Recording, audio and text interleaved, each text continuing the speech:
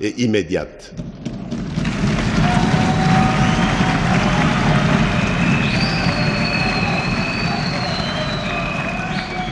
Je tiens à exprimer ma profonde gratitude au président João Manuel Gonçalves Lourenço de la République d'Angola pour son engagement résolu en tant que médiateur dans la quête de la paix à l'est de notre pays.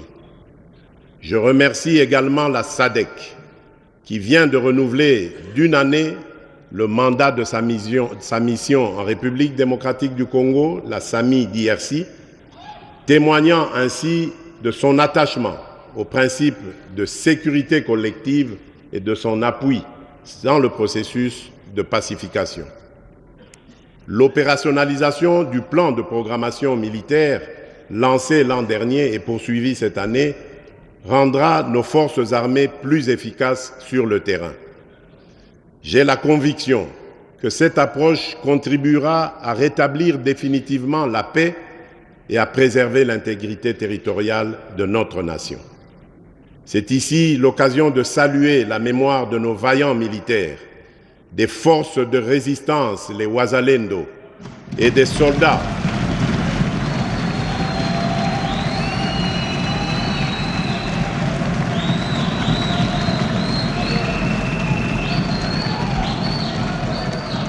C'est ici l'occasion de saluer la mémoire de nos vaillants militaires, des forces de résistance, les Wazalendo, et des soldats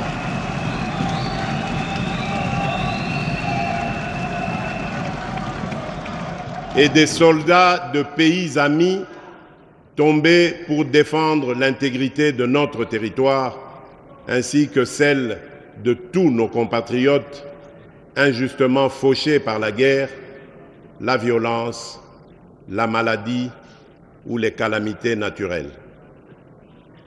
En leur honneur, je vous invite à vous lever et à observer un moment de recueillement.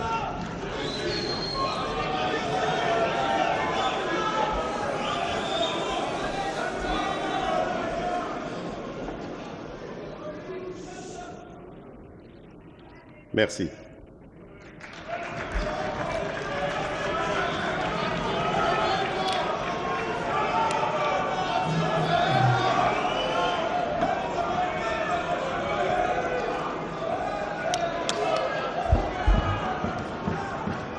Honorables députés nationaux et sénateurs, mesdames et messieurs, au-delà des déplacements massifs de population provoqués par la guerre, un phénomène alarmant s'observe.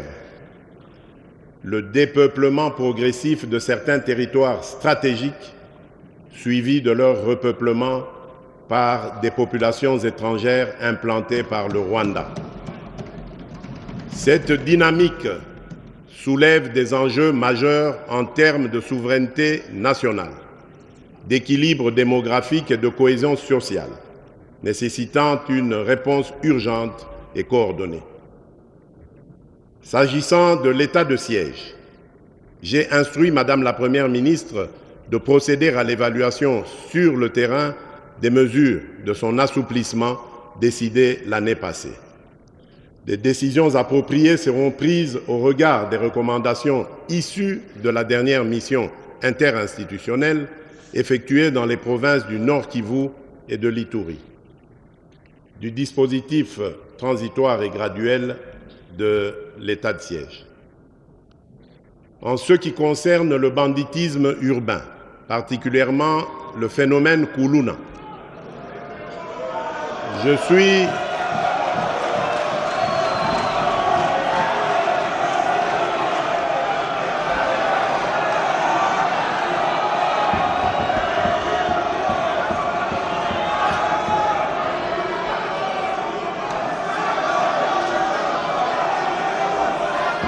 En ce qui concerne le banditisme urbain, particulièrement le phénomène Kuluna, je suis fermement convaincu que, outre le renforcement des moyens des services de sécurité, il est essentiel d'adopter rapidement des mécanismes efficaces de réinsertion pour les jeunes désœuvrés. Une plus grande rigueur dans la répression des actes criminels en conformité avec notre législation s'avère également primordiale. À cet effet,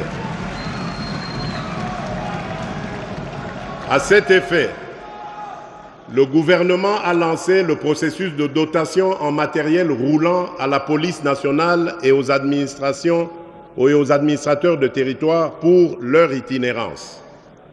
Aussi, dans le cadre de la participation directe des citoyens à la gouvernance sécuritaire, il a été mis en place des comités locaux et provinciaux de sécurité. Ce processus a déjà permis l'élaboration pour la ville de Kinshasa des plans locaux de sécurité dans les communes de Kisenso, Matete, Bumbu, Lingwala, Ngaba, alors que ceux des communes de Makala, Kimbanseke, Njili, Selembao, Massina sont en cours d'élaboration.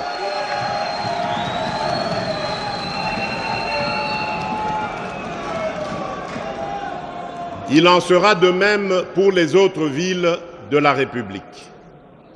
Une expérience inspirante a été mise en œuvre à Kanyamakasese, où les Kuluna ont été transformés en bâtisseurs.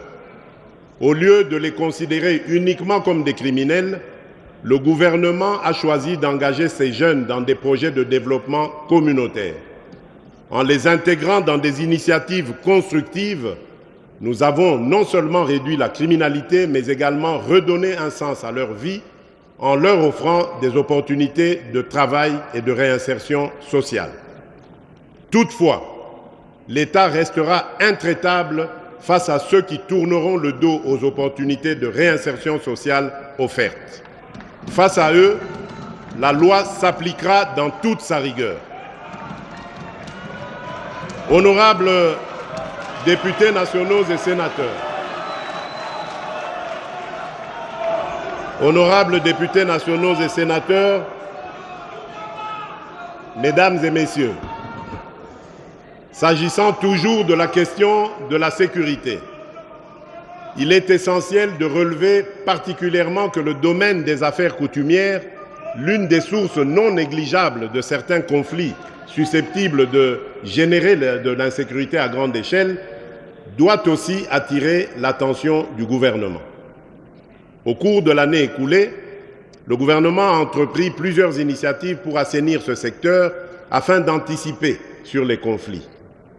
Parmi ces initiatives, on peut noter le lancement d'une vaste opération pour résorber les crises nées des litiges d'origine coutumière. Une politique nationale de prévention et de règlement des conflits coutumiers a été validée le 13 octobre 2024, marquant le début des réformes importantes, y compris le renouvellement des commissions consultatives de règlement des conflits coutumiers à travers le pays. La tenue des audiences foraines à Kinshasa les 4 et 5 novembre 2024 et à Goma le 14 novembre 2024 pour traiter les conflits coutumiers et communautaires. Ces initiatives se poursuivront dans d'autres provinces par le ministère en charge de la question. Les activités de médiation et de réconciliation menées à ce jour dans les provinces du Sud Kivu, du Mai-Ndombe, de la Chopo et du Tanganyika, en vue de pacifier les zones touchées par des conflits intercommunautaires. La certification des entités coutumières pour contribuer à la régulation de leur administration et à la mise en place de données fiables pour la gestion de ce secteur. La reconnaissance des chefs coutumiers par la signature d'arrêtés ministériels collectifs en vue de renforcer la sécurité juridique et rétablir l'autorité de l'État. Le projet pilote de reconnaissance et régularisation de plus de 350 chefs coutumiers au Haut-Ouélé, envoyant un signal fort aux autres provinces sur l'engagement du gouvernement à toucher toutes les entités coutumières. La protection et la promotion des droits des peuples autochtones qui demeurent une priorité dans notre programme, les affaires coutumières sont un pilier de notre société et un vecteur de paix. En renforçant le rôle des chefs coutumiers et en améliorant la gestion des affaires coutumières, nous contribuerons à la stabilité de notre pays et à la cohésion de nos communautés. Mes chers compatriotes, autant avec l'arrivée des éleveurs Mbororo dans le Haut-Ouélé en quête de pâturage qu'avec les diverses communautés ethniques dont regorge notre pays, le contrôle des terres est un problème qui a engendré des tensions entre les communautés locales, exacerbées par des conflits liés aux ressources et des actes de pillage. Pour répondre à cette situation, le gouvernement a initié plusieurs actions, notamment le dialogue intercommunautaire, le renforcement de la sécurité, la mise en place de programmes d'intégration, la sensibilisation aux droits et devoirs. Ces mesures visent à apaiser les tensions et à instaurer une coexistence durable entre les communautés visiteuses et les populations locales, tout en garantissant la sécurité et l'équité pour toutes les parties concernées. Honorable Président de l'Assemblée nationale, honorable Président du Sénat, honorables députés et sénateurs, distingués invités, Mesdames et Messieurs, mes très chers compatriotes, l'un des leviers essentiels pour assurer efficacement la sécurité des personnes et de leurs biens, tout en protégeant les investissements et en favorisant la croissance économique, est la justice. Fidèle aux dispositions de notre Constitution et épaulé par nombre de nos compatriotes qui œuvrent souvent au péril de leur vie, je n'ai jamais ménagé mes efforts pour instaurer un véritable état de droit. Nous partageons l'objectif de disposer d'un appareil judiciaire solide, apte à mettre fin à l'impunité et à garantir l'égalité de tous devant la loi.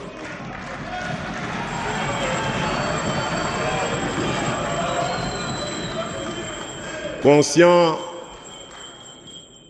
des défis qui freinent encore le bon fonctionnement du système judiciaire, nous avons engagé des actions concrètes. Après le recrutement par voie de concours de 5 000 nouveaux magistrats, civils et militaires, un premier contingent de 2 500 a déjà été nommé, formé et déployé. Un processus est déjà entamé pour la prochaine vague. Face à l'ampleur des enjeux et dans le but de fédérer tous les acteurs autour de notre quête d'un véritable état de droit, nous avons soutenu la réorganisation des états généraux de la justice.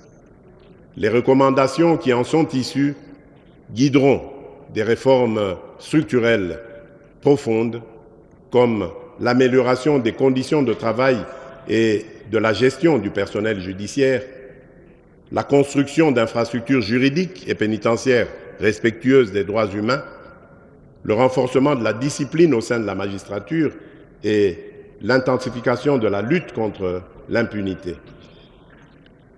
Honorable Président de l'Assemblée nationale, honorable Président du Sénat, honorables députés nationaux et sénateurs, distingués invités, Mesdames et Messieurs, mes très chers compatriotes, face aux défis sécuritaires persistants, la diplomatie joue un rôle crucial en mobilisant le soutien international, en renforçant les partenariats régionaux et en plaidant pour des solutions durables aux crises qui affectent le pays.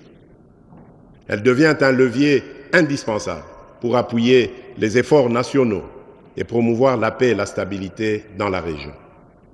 Cette année, la République démocratique du Congo s'est affirmée sur la scène internationale en tant qu'acteur incontournable, résolu à défendre ses intérêts et à promouvoir des partenariats durables au service de notre développement. L'année 2024 a été marquée par des avancées diplomatiques majeures pour la direction du président Félix Tshisekedi, excusez mon humilité,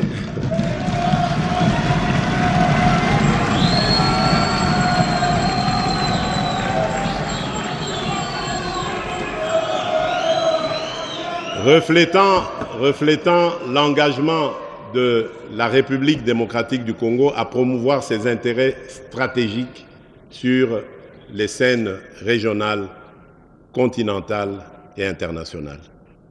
Notre élection au Conseil des droits de l'homme des Nations Unies, suivie de notre candidature imminente au Conseil de sécurité comme membre non permanent, témoigne de la reconnaissance internationale de notre engagement pour la paix et les droits humains et nous offre une tribune privilégiée pour promouvoir et défendre les droits humains.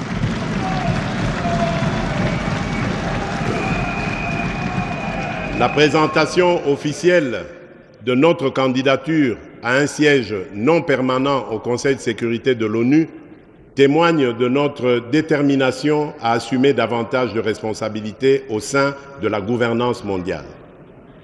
Notre adhésion au Conseil de paix et de sécurité de l'Union africaine a renforcé la position stratégique de la République démocratique du Congo dans la résolution des conflits africains.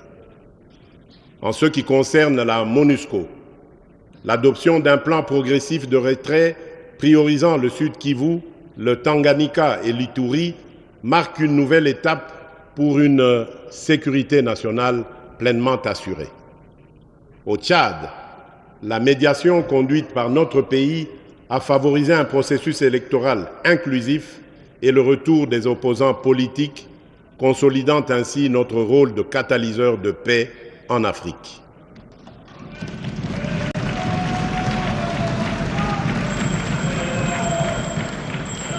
Par ailleurs, notre participation au Forum sur la coopération sino-africaine, le FOCAC, s'est traduite par la signature d'accords clés avec la Chine, touchant notamment les infrastructures, l'énergie et les mines, tout en veillant à une exploitation équilibrée de nos ressources stratégiques, en particulier le cobalt et le cuivre. Enfin, la conclusion d'un protocole d'accord multilatéral pour le développement du corridor de Lobito, reliant la République démocratique du Congo, l'Angola et la Zambie, ouvrira de nouvelles perspectives de connectivité régionale et stimulera nos échanges économiques. Ces accomplissements ne sont pas de simples distinctions. Ils reflètent notre ambition de participer activement à la construction d'un monde plus juste et plus solidaire. Nos partenariats militaires avec les Nations Unies, notamment à travers la MONUSCO, visent à garantir une transition sécuritaire ordonnée et durable. Par ailleurs, la présidence congolaise du Conseil de paix et de sécurité de l'Union africaine a permis de plaider pour une vision panafricaine de paix et de solidarité. Honorable président de l'Assemblée nationale, honorable président du Sénat, honorables députés nationaux et sénateurs réunis en congrès, mes chers compatriotes, dans le cadre des efforts pour renforcer la cohésion sociale et promouvoir le développement humain, les secteurs de la culture, du genre, de la jeunesse, des sports et du tourisme occupent une place essentielle parce que contribuant à l'épanouissement des citoyens et à la valorisation des richesses de notre pays. En inscrivant la création de plus d'emplois en priorité de mes engagements pour le second quinquennat, mon ambition était d'ouvrir très largement le champ d'opportunités à la main-d'œuvre locale, essentiellement composée de jeunes. Pour ainsi atteindre ce noble objectif, de nombreuses initiatives courageuses et des actions encourageantes ont été entreprises en faveur de la jeunesse à travers l'action du gouvernement. Il y a lieu de noter la mécanisation de plusieurs jeunes parmi les agents nouvellement alignés à la paye en 2024 dans le cadre du programme de rajeunissement de l'administration publique et de la magistrature. conscient du rôle que doit jouer davantage cette jeunesse en faveur du développement de notre pays et au regard des enjeux de l'heure, j'avais résolu de requalifier les attributions du ministère lui dédié en ministère de la jeunesse et de l'éveil patriotique. Loin d'être une simple indication, cette attribution exprime ma volonté de donner à la jeunesse la place qui est la sienne, notamment dans la préservation de l'intégrité territoriale et le respect des droits des citoyens. Chers jeunes, dire non aux sollicitations des ennemis de notre nation, dénoncer des complices de la souffrance imposée à notre peuple par nos agresseurs et barrer la route aux manipulateurs, c'est ça même le sens de l'éveil patriotique.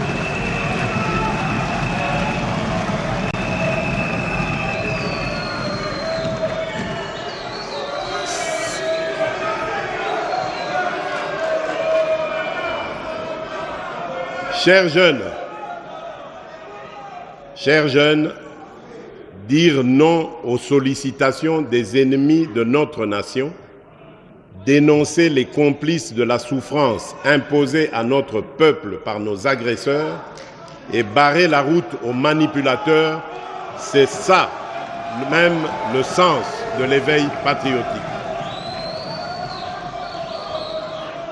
Cette année est aussi celle qui nous a servi, au-delà des contraintes, à accentuer notre engagement pour l'éducation des jeunes à travers le sport.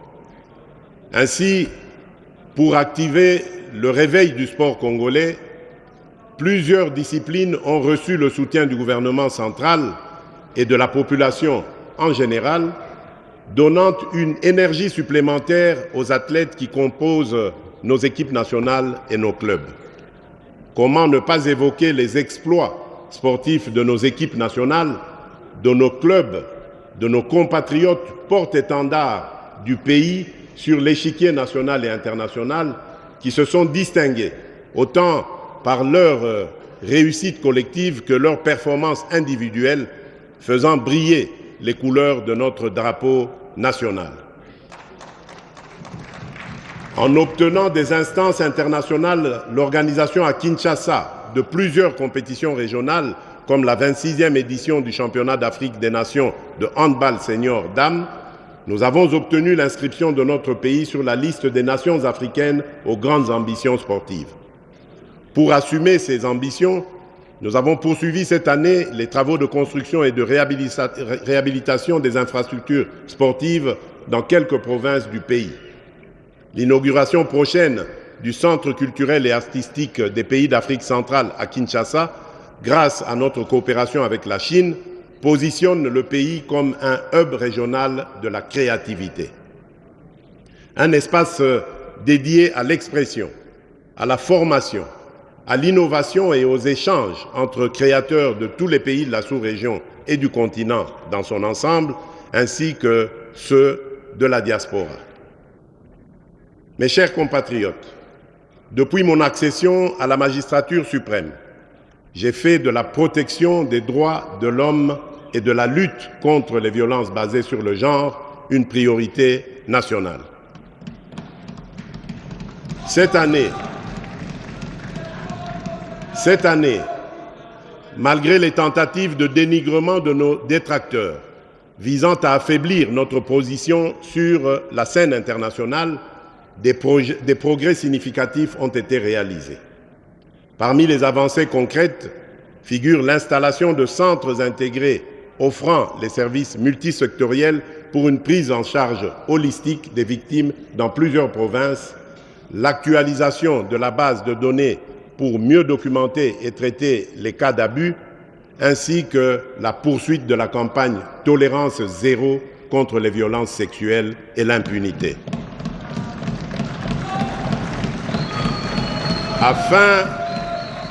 Afin de renforcer le cadre normatif en matière de justice transitionnelle, conformément à nos engagements internationaux, 3 documents majeurs ont été transmis au gouvernement pour examen. Il s'agit de l'avant-projet de loi portant principes fondamentaux relatifs à la justice transitionnelle en République démocratique du Congo de l'avant-projet de loi organique modifiant et complétant la loi organique numéro 13/011B du 11 avril 2013 relative à l'organisation, au fonctionnement et aux compétences des juridictions de l'ordre judiciaire. Il s'agit enfin du projet de politique nationale sur la justice transitionnelle. Ces actions traduisent notre détermination à bâtir une société où les droits de chacun sont protégés et respectés. À propos de l'agenda de la résolution 1325 du Conseil de sécurité des Nations Unies sur les femmes, la paix et la sécurité, il est important de signifier que la République démocratique du Congo vient de finir l'élaboration du plan d'action national de la 3e génération qui constitue la mise en œuvre de la dite résolution. Ce plan d'action intègre un nouveau pilier sur les conflits émergents dus notamment aux catastrophes naturelles et au blanchiment de capitaux. Honorables députés nationaux et sénateurs, mesdames et messieurs, notre action sur le front étatique représente une avancée majeure pour la République démocratique du Congo. Trop longtemps, notre histoire a été racontée à travers les prismes de la guerre et de la souffrance. Aujourd'hui, nous affirmons notre droit à écrire notre propre récit, celui d'un peuple résilient, talentueux, riche de sa diversité et de ses innombrables opportunités. Nos médias, tant publics que privés, seront pleinement mobilisés pour accomplir cette mission. Le processus de modernisation entamé par la radio-télévision nationale congolaise et l'Agence congolaise de presse se poursuivra et s'étendra à toutes les 26 provinces de notre pays. Par ailleurs, avec le réseau national de télécommunications par satellite, le RENATELSAT, nous finaliserons la transition vers la télévision numérique terrestre, ouvrant ainsi une nouvelle ère de diffusion moderne et accessible à tous. Nous devons continuer à investir dans notre jeunesse, en lui enseignant les fondamentaux qui façonnent notre nation, le patriotisme, la richesse de notre patrimoine culturel et la conscience de nos potentialités. Ce sont ces jeunes,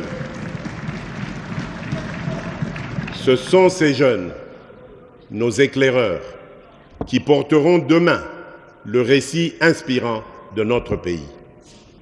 Par ailleurs, face à la menace croissante des fake news, nous poursuivrons la mise en œuvre des réformes du secteur des médias et de la communication, conformément à l'agenda établi lors des États généraux de la communication et des médias.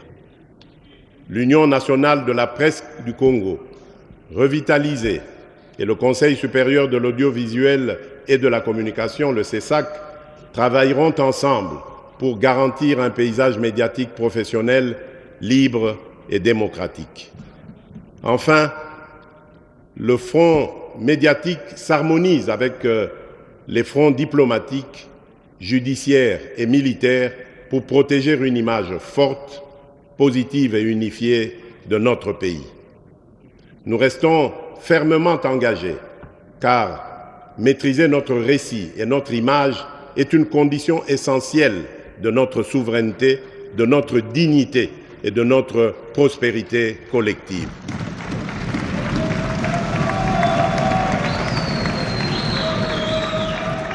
Honorable Président de l'Assemblée nationale, honorable Président du Sénat, honorables députés nationaux et sénateurs réunis en Congrès, mes chers compatriotes, pour terminer ce discours sur l'état de notre nation, je dois rappeler que cette première année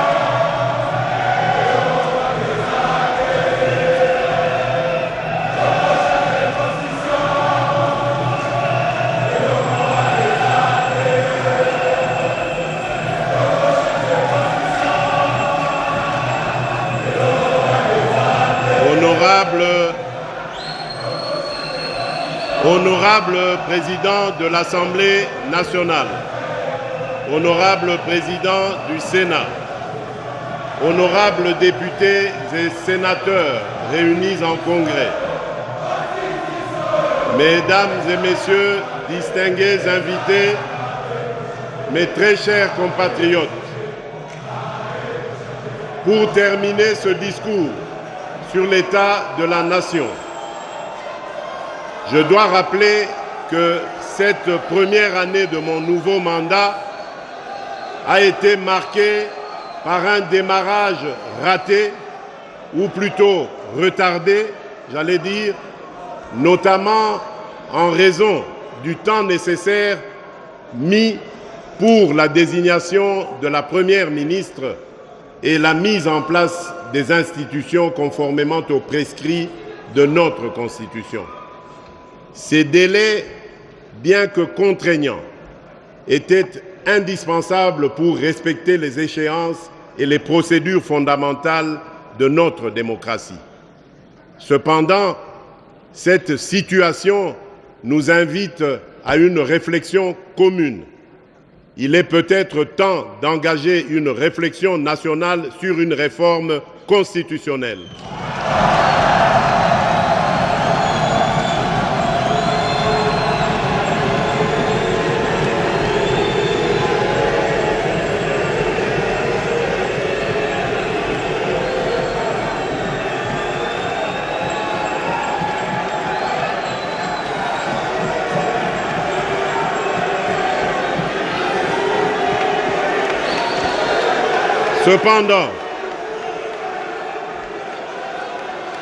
Cependant, cette situation nous invite à une réflexion commune.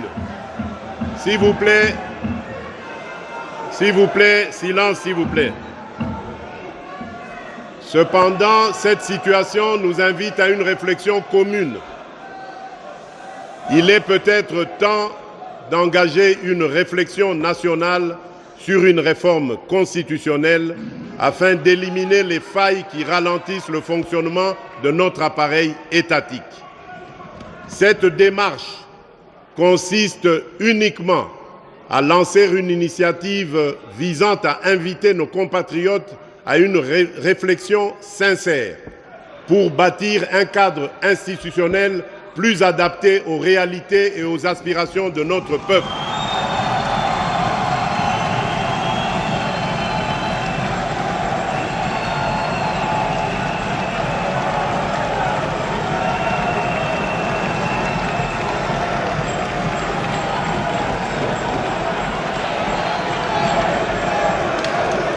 Je reste convaincu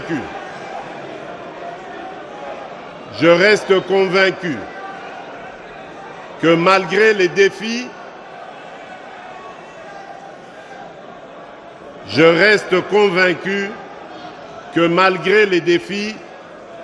unis, nous pouvons transformer nos potentialités en richesses réelles, nos faiblesses en force et notre diversité en un facteur de cohésion. À tous, je voudrais redire: tout est possible à celui qui rêve, ose et n'abandonne pas.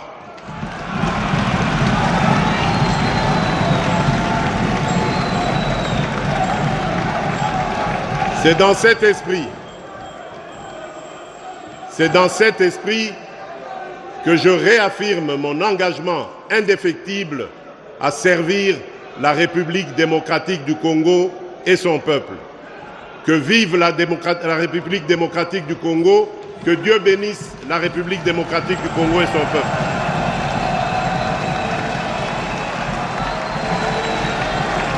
Voilà, très chers téléspectateurs, un discours magistral du garant de la nation, garant du bon fonctionnement des institutions, le président de la République, le chef de l'État, Félix-Antoine Tshisekedi Tshilombo.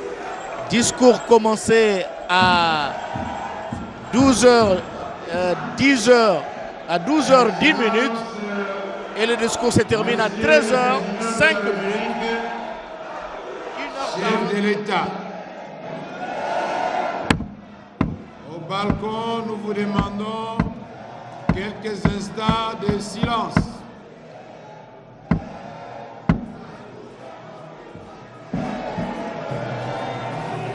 Prochainement,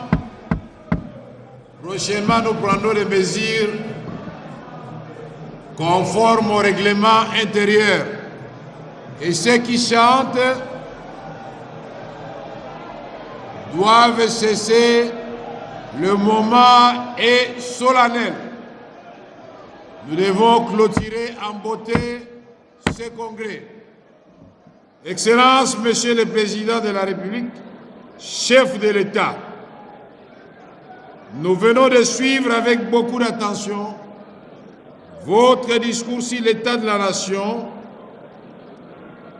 Qu'est-ce que j'allais dire? Votre discours magistral et plein d'espoir sur l'état de la nation. Nous vous en remercions très sincèrement.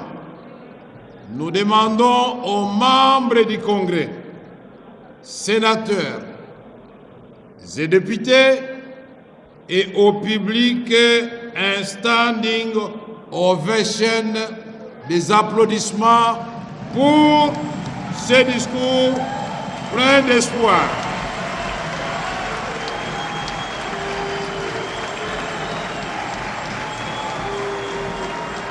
Merci. Asseyez-vous, honorables membres du Congrès et chers collègues. Ainsi que vous le savez, au thème de l'article 77 de la Constitution, le message du président de la République devant les deux chambres au Parlement réunis en Congrès ne donne lieu à aucun commentaire. Cependant, Excellence, Monsieur le Président de la République, vous pouvez compter sur la détermination et le dynamisme des sénateurs et députés pour accompagner, qu'allais-je dire, pour inciter le gouvernement à concrétiser cette grande ambition que vous avez pour notre pays, la République démocratique du Congo. L'ordre du jour étant épuisé, la séance est levée. Le protocole tient à vous rappeler les dispositions protocolaires de sortie de la salle que voici. Sortiront en premier, immédiatement à la suite du chef de l'État, les deux présidents de deux chambres, Madame la Première ministre, le membre du bureau du Conseil supérieur de la magistrature,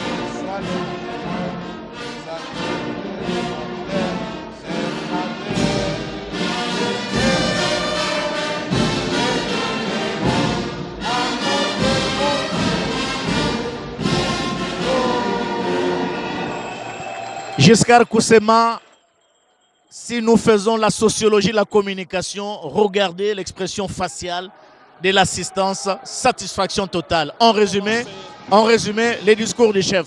C'est un discours vérité. En 1h40, le président de la République a balayé tous les secteurs de la vie avec exemples et chiffres à l'appui. Il a commencé par les secteurs névralgiques, alors qu'on pensait qu'il parlerait politique ou sécurité. Il a commencé par les sociales. Chiffres à l'appui, exemples à l'appui.